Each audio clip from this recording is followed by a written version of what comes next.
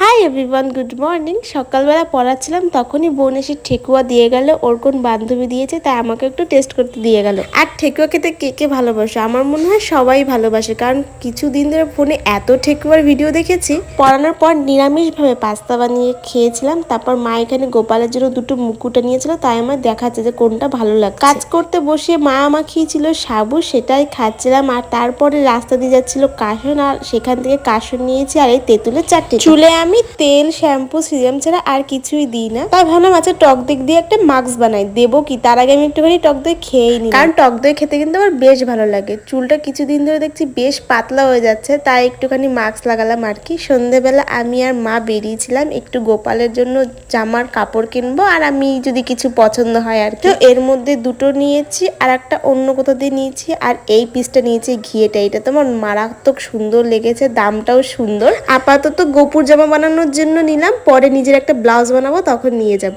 কেনাকাটা হয়ে গেছে আমাদের। এবার আমরা বিল মিটিয়ে চলে গেলাম এই চিড়ে ভাজা চানাচুরের দোকান থেকে। সেখানে একটা চিড়ে ভাজা নিলাম।